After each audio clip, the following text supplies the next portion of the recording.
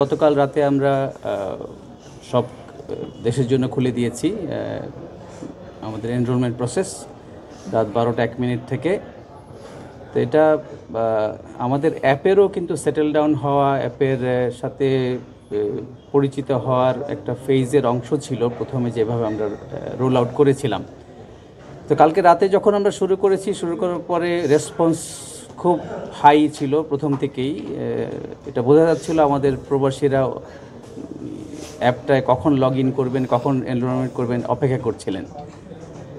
তারপর আমাদের আনুমানিক 2:30টার দিকে আমরা দেখলাম যে আমাদের স্পেশালি 7টা দেশে, সৌদি আরব, কাতার, বাহরাইন, ওমান, কুয়েত, আর এদিকে মালয়েশিয়া, অফকোর্স ইউনাইটেড আরব এমিরেটস সহ এই কয়টা দেশের প্রবাসী ভোটাররা ওনাদের কিছু অ্যাড্রেসে ভুল হচ্ছে, অ্যাড্রেসগুলো ওনারা ঠিক মতো দিতে পারছেন না।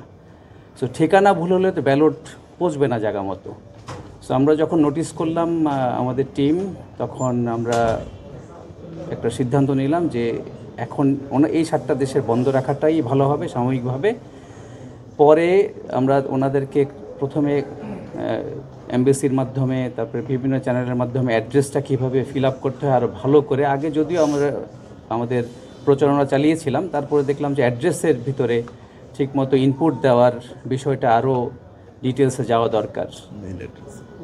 এটা মেইল, যেই অ্যাড্রেসে ব্যালট পেপার যাবে বাংলাদেশ থেকে, উনি আমাদের প্রবাসী ভোটাররা যে অ্যাড্রেসটা দেবেন ওখানে আছে অ্যাড্রেসটা ইংলিশে করতে হয় পুরো, বিকজ ইন্টারন্যাশনাল কনভেনশন যেটা ইউপিইউর, ইউনিভার্সাল পোস্টাল ইউনিয়ন, এটা ইংলিশে। সো ইংলিশে এখানে ইনপুটটা দিতে হচ্ছে, পোস্ট কোড হোক, তারপরে হচ্ছে কিছু কিছু ম্যান্ডেটরি ফিল্ড আছে।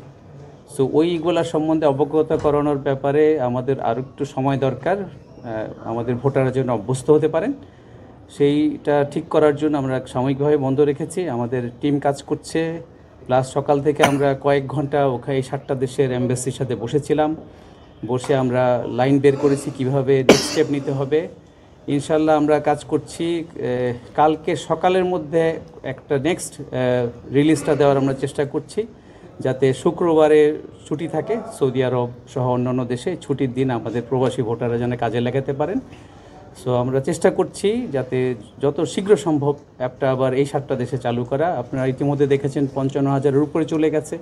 যদি এতক্ষণ চালু থাকতো 1 লাখের উপরে চলে যেত মোস্ট প্রবলি, কিন্তু অ্যাড্রেস ভুল দিলে আমাদের এই এফোর্টটা বৃথা যাবে। সো আমরা অ্যাড্রেসটা ঠিক করি, আর যারা অলরেডি রেজিস্ট্রেশন করে ফেলেছেন with wrong addresses or some issues in the address, আমরা ওনাদের সাথে আলাদা ডিল করে আমরা চেষ্টা করছি অ্যাপের ভিতরে একটা অ্যাড্রেস কারেকশনের এডিট মোড চালু করার যত শীঘ্রই করে, যাতে অ্যাড্রেসটা সবাই আবার রিচেক করতে পারেন।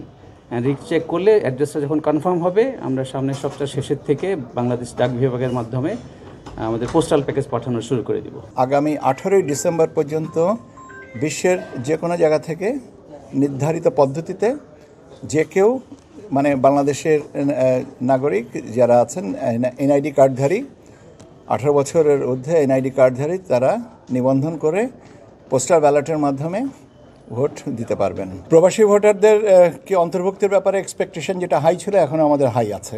এবং আমরা মনে করি যে দেখেন, একটা জিনিস নতুন পদ্ধতিকে যখন রোল আউট করা হয়েছে, তার কিছু টিথিং প্রবলেম হবে। আমরা এই প্রচারণা, তার সেন্সিটাইজেশনের জন্য আমরা জিওগ্রাফিক্যাল লোকেশন ভিত্তিতে দূতাবাসগুলো এবং স্থানীয় যে বাংলাদেশি প্রবাসী যারা আছেন তাদের সাথে আমরা জুমে মিটিং করে তাদেরকে বলেছি। এখন ব্যক্তি পর্যায়ে যে সমস্যাগুলো হয় সার্বিকভাবে, তো এটা আমরা তো ওভারঅল ফ্রেম অফ রেফারেন্সটাকে বলি, কিন্তু ইন্ডিভিজুয়ালি আমি আমার নামটা কিভাবে লিখছি এই জিনিসটায় যদি ইংরেজি বাংলার বিষয় আছে, এগুলো তো ব্যক্তি পর্যায়ের, কিন্তু আমরা তো আমাদের ফরম্যাটে যেটা স্ট্যান্ডার্ড যে ফরম্যাটটা, যেটা সবার জন্য প্রযোজ্য, ইন্ডিভিজুয়ালি তো আর ফরম্যাটটাকে আলাদা করা সম্ভব না। কাজে ওই জায়গাটাতে যে টিথিং প্রবলেম যেগুলো হচ্ছে সেগুলোকে অ্যাড্রেস করার জন্য কথা, এবং এই প্রবলেম কিন্তু শেষ পর্যন্ত থাকবে। আমি যখন আপনাদেরকে এর আগে কথা বলেছি, আমি বললাম যে দেখেন, আমরা অগ্রসর হব, প্রবলেম হবে, প্রবলেমটাকে সলভ করব, এইভাবে আমাদেরকে আগাতে হবে।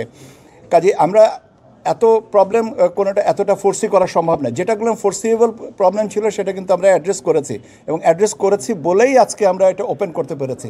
যদি ফোর্সিবল প্রবলেমসগুলোকে আমরা যদি বিবেচনায় না আনতাম, তাহলে কিন্তু আমরা সবার জন্য, রেস্ট অফ দ্য ওয়ার্ল্ডের জন্য এটা ওপেন করতাম না। আমরা হয়তো সেই 5 দিনের স্ট্যাগার্ড সিচুয়েশনে যেতাম। আমাদের ওই আত্মবিশ্বাসটা আছে যে হ্যাঁ এটা হবে। আর আরেকটা জিনিস বিষয় এখানে লক্ষণীয়, যে টাইম ডিফারেন্স। আমরা এখন যে সময়টা দেখছি সে সময়টা হচ্ছে আপনি উত্তর আমেরিকা এবং ইউরোপের ক্ষেত্রে সময়ের সাথে যে আমাদের যে পার্থক্য 6 ঘন্টা বা 12 ঘন্টা 11 ঘন্টা বা কোনো কোনো ক্ষেত্রে আরও একটু বেশি, এই পার্থক্যর বিষয়টা দেখতে হবে। কারণ সারাদিন আমাদের প্রবাসীরা কাজ করেন, সন্ধ্যার পরে এসে রান্নাবান্না করে খাওয়া দাওয়া করে তারপরে হয়তো তারা সময়টা দেন।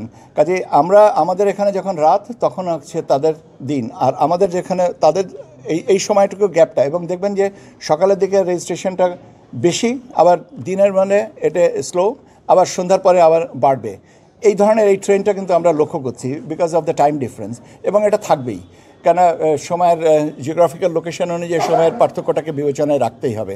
আমরা তো আপনাদের এখানে ডিসপ্লেতে দিয়েছি যাতে আপনারা নিয়মিতভাবে আপডেট পেতে পারেন। এখনই দেখছি 55,314, একটু আগে আমি দেখেছি 52,000 ছিল। 1 ঘন্টার ডিফারেন্সে 2,000 বেড়েছে।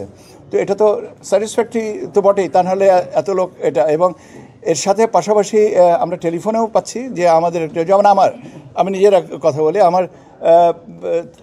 আমার ছেলে থাকে কানাডাতে, অ্যাড্রেস লিখতে সমস্যা হচ্ছিল। এখন তারপরে সে আবার স্যারের কাছে বলার সাথে সাথে ইট হ্যাজ বিন রিজলভড।